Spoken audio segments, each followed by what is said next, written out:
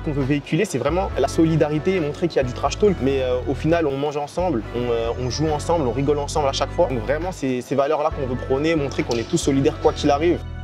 Eh bien bonjour à tous, on est au tournoi Storm à Carpentier, tournoi de basket qui réunit des joueurs de Pro A, de Pro B, streetball, des filles, il y a un peu tout le monde et on est avec l'un des organisateurs, Fahim. Fahim, comment ça va? Ça va super bien et toi? Bah nickel, on a passé une super journée, donc déjà merci pour ça.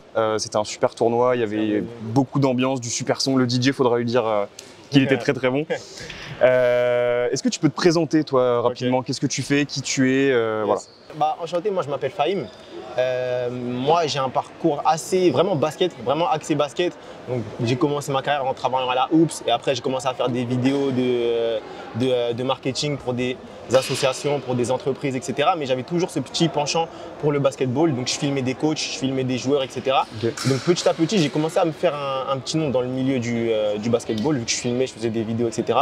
Et avec mon équipe, avec Kenny, Agden, Irman, Eliakim, etc. on a décidé de faire des événements. Et on a vu qu'en faisant des événements, on a commencé à créer un petit engouement dans la communauté basketball parce qu'il y avait toujours cette ambiance que vous avez vue au Storm, donc trash talk, ambiance de fou, etc., etc. Donc on s'est dit, il y a quelque chose à faire. C'est pour ça qu'aujourd'hui, on continue vraiment notre aventure dans le milieu événementiel basket.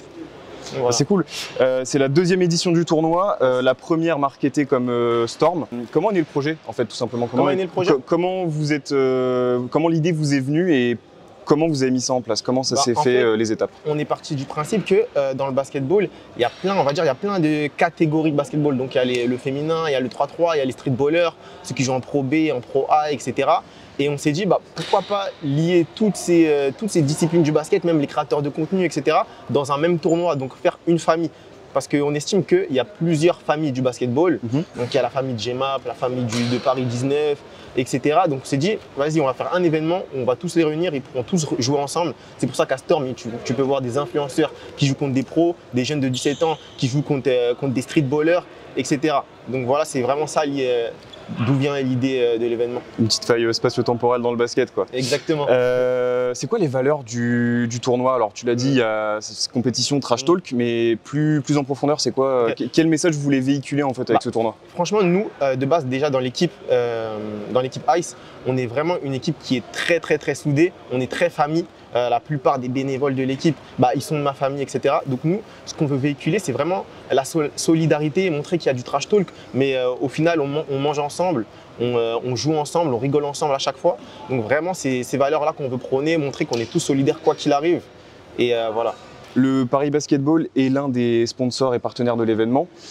L'année dernière, on a eu à peu près il y a un an la chance de faire une interview avec Amarassi qui nous disait que justement le Paris Basketball avait la volonté d'aller vers une expansion du basket et de promouvoir le basket en Ile-de-France plutôt que de diviser, parce qu'on sait qu'il y a le Valois, Nanterre, Paris et même les petits clubs en National 1, 2 et qui voulaient plutôt rassembler. Et aujourd'hui, donc, ils collaborent avec vous. Exactement. Et j'imagine, j'ai l'impression, en tout cas, la forte impression que ça fait partie de leur projet d'expansion et de promotion du basket en Ile-de-France et même en France au global. Est-ce que tu penses que ce genre d'événement aide et il faut passer par ce genre d'événement pour promouvoir le basket de manière générale? Pour moi, ce genre d'événement, il aide carrément à créer en fait une unité dans le monde du basketball. C'est pour ça qu'avec le Paris Basketball, on s'est rendu compte qu'on avait des valeurs assez similaires par rapport à ça. On voulait changer les choses, faire les choses de manière assez différente. Comme on peut le voir au niveau de la communication, de ce que fait le Paris Basketball, ça collait avec notre identité. C'est pour ça qu'on a décidé de travailler ensemble pour faire ce type d'événement-là. On l'a dit, il y a des joueurs et des joueuses de tout type, Pro A, Pro B, Street, NCAA. Est-ce que l'idée de tous les rassembler, c'est pour créer, on l'a dit, une espèce de faille spatio-temporelle où tout le monde joue contre tout le monde et c'est des trucs que les gens n'ont pas l'habitude de faire. Est-ce que c'est pour créer peut-être une motivation, apporter de la compétitivité? Par exemple chez les streetballers de GMAP qu'on a vu qui se sont donnés à fond en demi-finale contre la Ice et c'est même parti peut-être un peu loin dans la combativité entre guillemets. Est-ce que c'est le souhait en fait, est-ce que c'est l'objectif de créer ce truc en rassemblant tout le monde comme ça? C'est ça, exactement, c'est carrément le but parce qu'il y a beaucoup de streetballers comme vous l'avez dit. GMAP une équipe où il y a plusieurs joueurs qui sont même pas en club. Et donc, ça leur permet d'avoir l'opportunité de montrer qu'ils ont du niveau, qu'ils peuvent jouer contre des pros, etc. Pour prouver, exactement.